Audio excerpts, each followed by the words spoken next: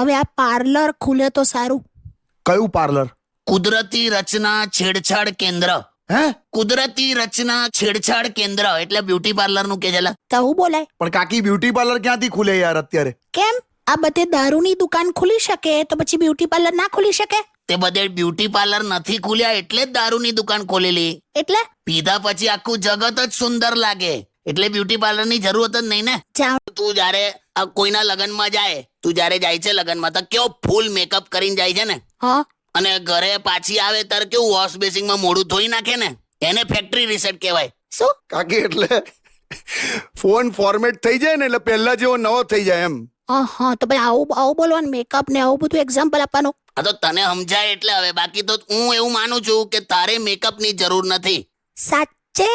અરે વાહ, તને પ્લાસ્ટિક સર્જરી ની જરૂર છે એમ. એ સાંભળો ને, હું લે ટીવી ના રિમોટ ના સેલ લઈ આવો ને યાર. ચાલુ જ છે 3 મહિના થયા હજુ. હવે 3 મહિના સેલ છે ને એમને એમ ચાલે અને પછી એને છે ને પાછળ ઠોકીને 6 મહિના ચલાવવાનું એમ. શું યાર તમે તો. એટલે તમે તો કાકી you look so beautiful. Thank you બોયલું. શું આમ જ કીધું બે? ના, બરાબર બોલ્યો. એકચ્યુઅલી છે ને મેં નવી નક્કોર હમણાં જ મસ્ત સાડી લીધી છે તો આ મસ્ત મેં પહેરી જો ને, કેવી લાગુ છું? મસ્ત મસ્ત એકદમ જોરદાર. તમે તો કહો હું કેવી લાગુ છું એમ. હવે છે ને આ એક એવો સવાલ છે ને કે જેમાં સત્ય એ શાંતિની સામે. હેલો કસ્ટમર કેર માંથી બોલો છો? હા બોલો.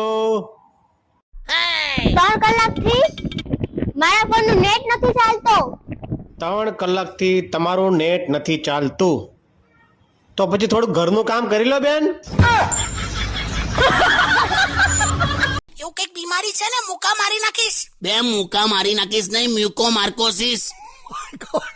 લા મુકા મારી ના મૂકો કોઈ ગુજરાત. બે તારું શું કરવું મારે? શું યાર? મુકા મારી નાખીશ બોલે, મને હસવું આવી ગયું. મ્યુકો માર્કોસિસ બોલ. મારે કશું બોલું નહીં, હું મૂકી દઉં છું ફોન. કાકી હા, યુ લુક સો બ્યુટીફુલ. બસલા તું હવારનો મંડ્યો છે. હું બ્યુટીફુલ એકનું એક આ સામે બેઠી છે એવી ને એવી જ છે. તમારાથી સહેજ પણ કશું સહન જ નથી થતું. હવે સાંભળો, હવે હું છે ને આટલું તૈયાર થઈ છું, અત્યારે ઘરે પપ્પા મમ્મીને ત્યાં મળવા જવાની છું. તમે આવવાના છો? મારે શું કરવું? ચાલો ને, કોક વાર તો ચાલો યાર. લા મને ફાવતું જ નહીં. લા તારા પપ્પા હતા યાર, તું કોચરો. જો ખબરદાર, મારા પપ્પાને કોચરો કીધો છે તો.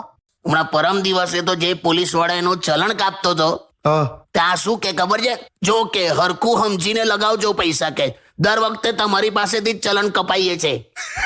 એટલે આ કઈ પેલો સાડી વાળો છે, દુકાનમાં બેઠી છે, તું પોલીસ વાળો છે. અરે આ તો રેગ્યુલર હોય તો કઈ ડિસ્કાઉન્ટ મળે એટલે આવે, બીજું કઈ નહીં. હોશિયારી મારે કોટી બે તું બહુ ચડાઈશ ના ને. અરે ભાઈ ના ભાઈ. ઓકે, સ્ટે ટ્યુન વિથ કિશોર કાકા ઓનલી ઓન રેડિયો સિટી 91.1.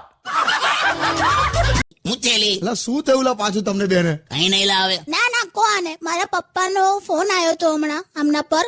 હા, તો પપ્પાએ એમ પૂછ્યું કે જમાઈરાજ શું કરો છો? તો આ કે સહન કરો છો તમે? લા પણ તું બધું તારા પર કેમ લઈ લે છે? ના, મને ખબર પડે છે તમે, હું એટલી બગ્ગી નથી. કેટલા દયાળુ માણસ છે ખબર છે? દયાળુ છે પણ લિમિટ હોય યાર.